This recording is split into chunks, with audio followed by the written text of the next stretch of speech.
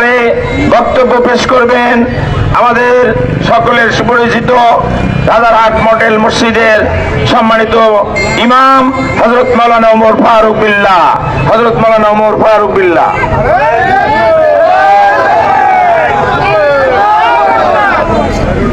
সকলে সর্বপ্রথম শুকরিয়া আদায় করে আমরা আল্লাহ তাআলার দরবারে সন্তুষ্টির জন্য বলি আলহামদুলিল্লাহ। আমাদের পেয়ারা নবী, দোজাহানের নবী, আমাদের কামলিওয়ালা নবী, তিনি আমাদেরকে কিয়ামতের মাঠে সুপারিশ করে জান্নাতে নিয়ে যাবেন। সেই নবীর উপরে আমরা মহব্বতের সাথে একবার দরুদ শরীফ পড়ি সাল্লাল্লাহু আলাইহি ওয়াসাল্লাম।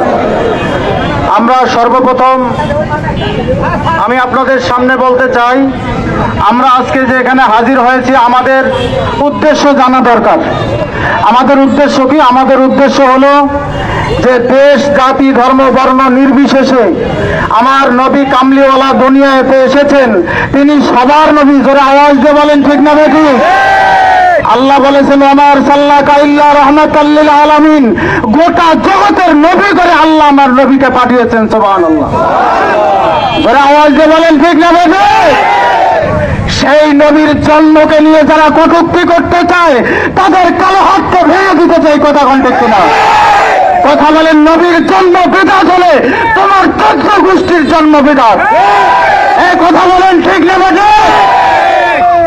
নবীর জন্ম বিদআত হলে তুমি কি সুন্নি? কথা কোন ঠিক কিনা? সংগ্রামী সাথী ও বন্ধুরা আমার, সম্মানিত উপস্থিতি, আজকে পবিত্র ঈদ মিলাদুন নবী 12 রবিউল আউয়াল আবহমান কাল থেকে সারা বিশ্বের জমিনে আদম নবী থেকে এ পর্যন্ত ঈদে মিলাদুন নবী হয়ে আসছে, চলতে থাকবে, হতে থাকবে। আমরা এটাতে হাত দিতে দেব না। জোরে বলেন ঠিক না বেঠো?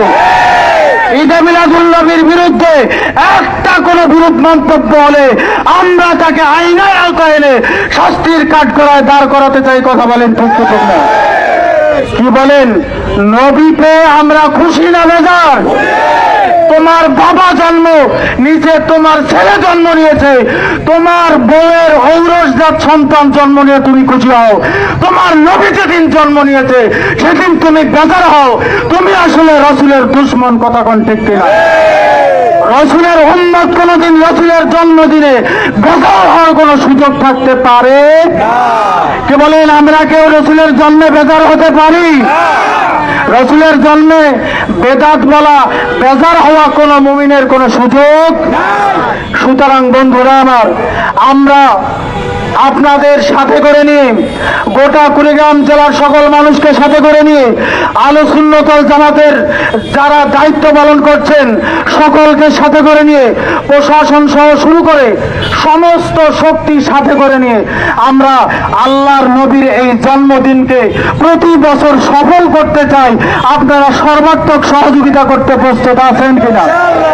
কি বলেন? নবীর জন্মদিন সর্বাত্মকভাবে সফল করার জন্য সর্বশক্তি নিয়োগ করে আমরা সকলে কাজ করব। আজকে আমরা যারা এখানে আছে আমরা ওয়াদা করতে পারি কিনা? কি বলেন, পারা যাবে কি যাবে না? সুতরাং বন্ধুরা আমার, আমরা যে ইসলামের কথা বলি, আমরা যে ইসলামের পথে চলি, সেই ইসলাম কিভাবে এসেছে তুমি তার খতিয়ান number, SR number, RS number, জমির দলিল আছে না ভাই? আছে না নাই? তো জমির দলিল খুঁজতে গেলে যেমন এসআর, আরএস, খতিয়ান খুঁজতে হয়। তোমাকে ভালো করে বলে রাখতে চাই, নবী ওলির দুশমন যারা, যাদের মাধ্যমে ইসলাম এসেছে তাদেরকে আঘাত করো যারা, তাদেরকে বলতে চাই তুমি ভালো করে লেখাপড়া করবে যে এদেশে ইসলাম কাদের মাধ্যমে প্রতিষ্ঠা হয়েছে। কথা কোন ঠিক কিনা? কি এটা সবার জানার দরকার আছে না নাই? আমরা আজকের এই মানববন্ধন থেকে জানিয়ে দিতে চাই, ইসলাম ওলি আউলিয়াদের মাধ্যমে এসেছে, এমন কোন মানুষ নেই সে অস্বীকার করতে পারে। কথা কোন ঠিক কিনা?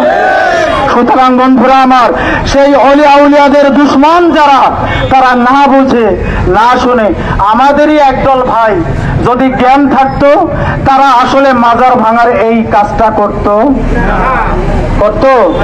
জ্ঞানের অভাব। আমরা দোয়া করি আল্লাহ তাআলা আমাদের ওই ভাইদেরকে জ্ঞান দান করুক, সঠিক বুঝ দান করুক। তুমি যে মাজার ভাঙতেছো শিরক বেদাত হয়, এই কথা বলে মাজার ভাঙো। কবরে শুয়ে থাকা ব্যক্তি কি কোনো অপরাধ করেছে? বলতে পারবা তুমি কবরে শুয়ে থাকা ব্যক্তি কি কোনো অপরাধ করেছে? তুমি তার মাজারে কেন হাত দিলে?